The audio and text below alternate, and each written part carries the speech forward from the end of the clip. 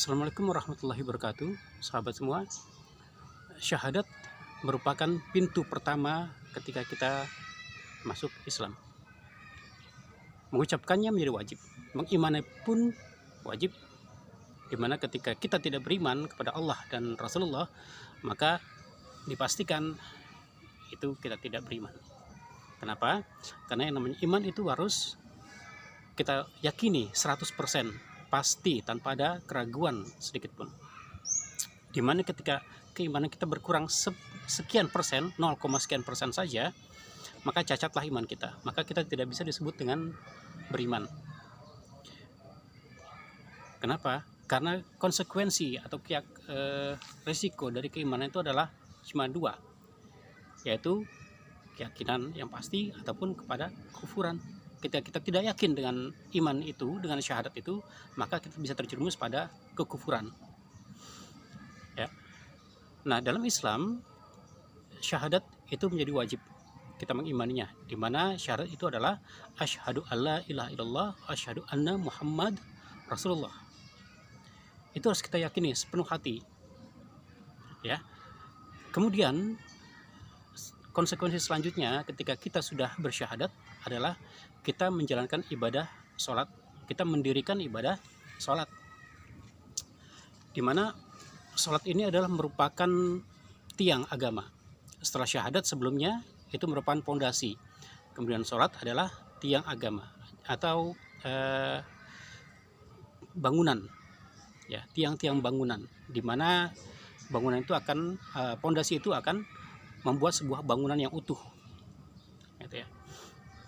Ketika tiang-tiang itu tidak ada, maka bangunan itu pun tidak ada. Kenapa? Karena tidak ada penyangganya, tidak ada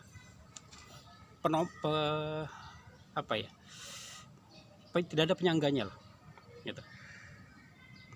Tidak ada penopangnya. Nah, dalam Islam, sholat adalah penopangnya, adalah tiangnya. Sebagaimana rumah, kalau tidak ada penopangnya, tidak ada tiangnya, maka tidak ada rumah. Ya. Nah, sholat ini menjadi penting. Kenapa?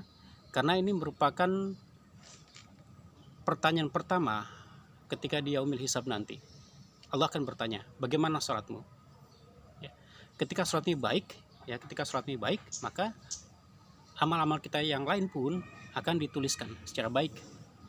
Tapi sebaliknya, jika sholat itu buruk, banyak bolongnya, kemudian tidak khusyuk mungkin, ya, maka ada catatan amal kita yang kurang, ada yang minus.